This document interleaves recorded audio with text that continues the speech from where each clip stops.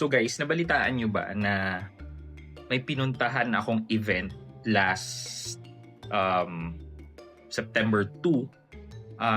In-invite ako ni Atome. Nagkaroon nga ako ng social media post sa Facebook na nagpapasalamat ako about sa opportunity na binigay ni Atome or sa pag-imbita sa akin ni Atome na pumunta sa celebration nila ng kanilang anniversary.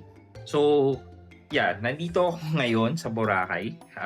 Medyo pahinga-pahinga lang pero ito siguro yung tamang opportunity na magkwento sa inyo ng nangyari at bakit nga ba ako in-invite ni Atome sa kanilang anniversary at para saan yung event na yun. Yan, samahan niyo ako, pag-usapan natin yan. Sit back and let's discuss. Coming right up. So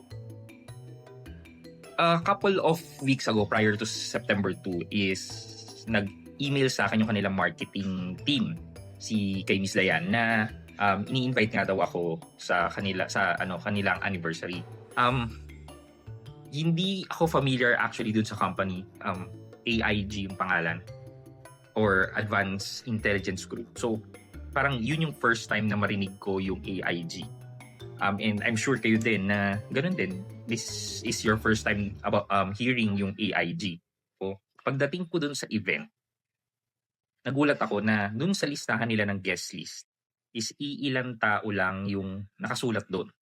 And apparently, pagdating ko doon, ako pa yung unang pumirma. Or pagdating ko doon, nagulat ako na yung mga employees doon, lahat sila nakaitim. And then, they were greeting me. Parang nagulat ako, kilala nila ako. So, syempre, hindi na maalis yun na nag-vlog talaga ako. And then, eventually, dumating na yung mga ibang guests. So, itong event na to, yung company nga is Advanced Intelligence Group. Ito actually daw yung parang mother company ni Atome PH. Yung headquarters nila ay sa Singapore. So basically, parang si Cbank, 'di ba? Si Cbank ganun din C-Money Limited na yung headquarters din nila ay nasa Singapore.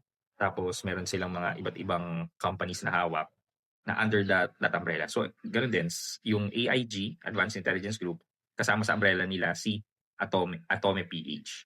So, yun na nga. Then na-meet ko yung mga executives nila, general manager.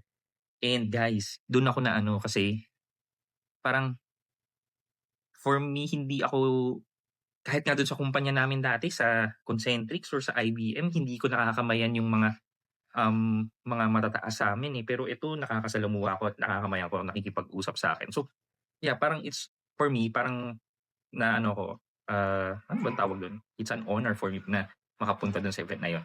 And sabi nila, yung yung event na yon ay para sa mga valued customer nila. Pero guys, ito yun, nagtataka ako. Valued customer, paano ako naging valued customer? Hindi ko naman talaga masyadong ginagamit yung Atome. Though, nire-review ko, di ba? Pag nire-review ko kasi guys, nire-review ko sa inyo, tinetest ko naman siya. Yun talaga. Pero kung sasabihin nyo sa akin na, as in gamit ko yung Atome, araw-araw yan ang ginagamit ko. Hindi. Primarily pa rin ang ginagamit ko is credit card. Pero, yung benefit nga na nakukuha ni Atome is yung 0% interest na 40 days. Talagang kung wala akong credit card, okay na okay gamitin yan. Parang pangpalit sa credit card kung wala. Or in the absence of a credit card, pwede mo siyang gamitin at maganda siyang gamitin. So, doon ako nagtaka. Apparently, kilala nila ako as Pat Quinto. Where in fact, hindi naman yun ang tunay na pangalan ko. So, naisip ko na siguro dahil gumagawa ako ng content. That is why na invite ako. Pero, kung sasabihin naman natin na dahil sa masugid akong gumagamit ng Atome, hindi naman. But, it's an honor na ma-invite doon and ang nangyari, nagkaroon ng parang speed dating sense, parang grupo-grupo. May mga, kunyari, may 4 na grupo na taga-Atome, lilipat sa table mo, magtatanong, yan. So parang ini-interview ako in the sense na, yun yung sinasabi kong na-engage ako, na nakapag-provide ako ng mga feedbacks, experience. Pasensya na, may sumisigaw. nakapag-provide ako ng feedback, experience, and concerns. Yan yung nai-share ko sa sa kanila. And hopefully, ma-address nila yung mga concerns na yun or maybe suggestion na tingnan nila. Ito yung mga natatandaan ko na nai-share ko. Una is yung unauthorized transactions. Yun yung number one concern siya na nababasa ko sa comment section. Yun talaga yung pain points nyo na meron kayong unauthorized transaction, nag-file kayo ng ticket, and at the same time, habang nag-file kayo ng ticket at naghihintay ng resolution, sinisingil na kayo ng collection. So hopefully, titingnan nila yon kung paano gagawin nila. Though, guys, yung unauthorized transaction, hindi lang naman kasi yan kay Atome, hindi yan nag-exist kay Atome. Sa lahat yan, especially credit cards, even before na wala pa si Atome, existing na yung unauthorized transaction. Ang pinaka maganda sa panahon natin ngayon versus before is that ngayon we have the ability to lock our cards. Ang napansin ko sa mga nagkaroon ng unauthorized transaction talaga is yung hindi niya ka-lock yung card. Yan. Oo nga naman, pag naka-lock yung card tapos gagamitin mo tapos walang internet sa lugar ng paggagamitan mo, paano na? Ang hirap, 'di ba? Yun din, na-raise ko rin naman yun. So, nagbigay ako ng suggestion. Coming from experience kay Zed, sabi ko, sa Zed kasi, yung card na ginagamit ko, I can create multiple virtual card. And dun sa virtual card na yun, I can set a limit sa virtual card na create ko. So, sabi ko, baka pwede yung tingnan na makapag-set ng limit sa mga cards, sa physical card o kaya sa virtual card, na para, kunyari, mag-set ka ng 2,000 na limit lang doon, at least, hindi mabigat sa'yo kung magkaroon ka man ng unauthorized transaction na 2,000 lang. Yun. Though 2,000, hindi ko nilalang yung 2,000 na. 2,000 pa rin yun. Pero hindi na ganun kabigat, hindi na ganun kasakit sa dibdib. Kasi di ba, kung sabihin mo 5,000 yan, mas masakit yan. Pero at least, kung iiwan mong naka-unlock yung card mo, yung maximum na pwedeng ma-charge or makuha sa'yo ng mga magnanakaw is yung sa limit na nilagay mo. And sana magkaroon ng positive na reaction si Atome doon sa suggestion na yun. Additionally, nag-share sila ng ng mga future products or service na ilalagay nila sa Atome. And ito yung magkakaroon daw ng bills payment sa loob ng Atome app. Tapos they're also looking into the possibility of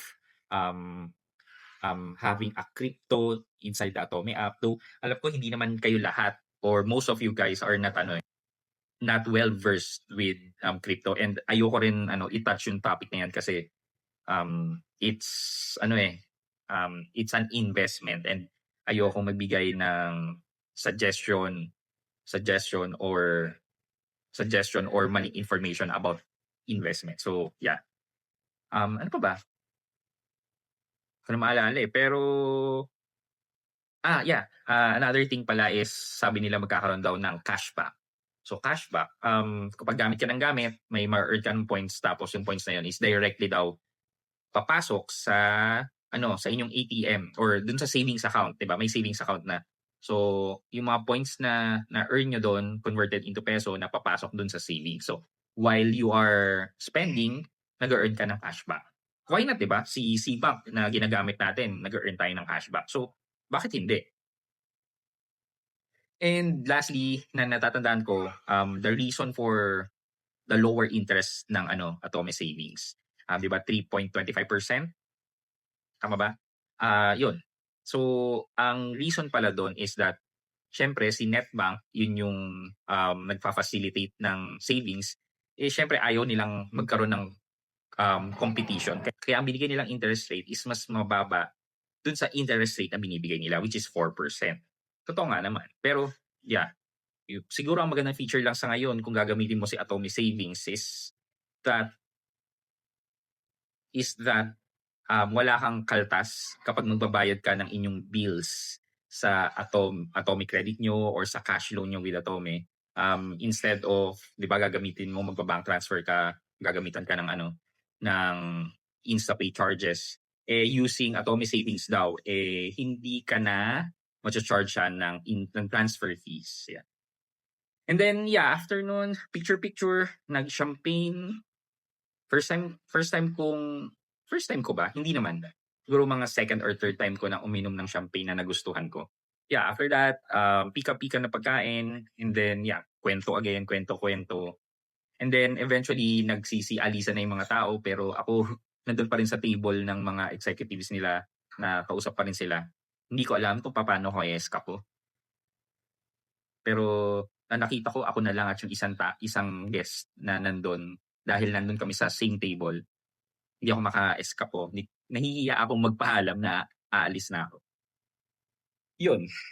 Buti na lang ay kinontak ako kinausap ako nung ni Miss Dayan. Tapos, ano ba, in-interview ko saglit. And during that interview, hindi ako ready talaga. So, pasensya na po. Kung makita niyo yung interview ko, hindi po ako ready doon. Kaya parang kung ano-ano na lang nasasabi ko. And then, yeah, after ng interview ko, yeah, umuwi na ako, nagpaalam na ako na I'll go ahead. And then binigyan nila ako ng box with parang take home gift, parang ganon. So the box contain a tumbler and a notebook. Yan. So why not, 'di ba? Before I forget pala, ang ibig sabihin daw ng Atome, may ibig sabihin pala siya. Ibig sabihin ng Atome is A to me. Sabi ko, ano yung A to me? Sabi daw is available to me. Parang for financial inclusion, yung credit daw should be available to you. Yan. So, Atome, available to me. Yan. Wala lang, just a trivia lang. Ayun, haba na sinabi ko. So, cross fingers guys, sana magkaroon ng positive na changes or updates sa Atome later on down the road na lalo na makatulong dun sa mga unauthorized transaction. Yeah. So, that's it. For our question of the day lang. And because meron akong direct contact within Atome and I can reach out to them in case na meron kayong questions or problem na hindi siya easily na sasagot. Oh. So gusto ko lang tanong sa inyo, ano ba yung usual na nagiging issue nyo with Atome? And sa tingin nyo, ano pa yung pwedeng improve ni Atome? Yeah. Comment nyo na lang yan sa comment section sa baba para sa chance yung manalo ng 1,000 pesos sa ating weekly Gcash giveaway. Yun lamang po for today's video. This is Pat Quinto and you're in Pat Quinto's Review TV. Bye-bye!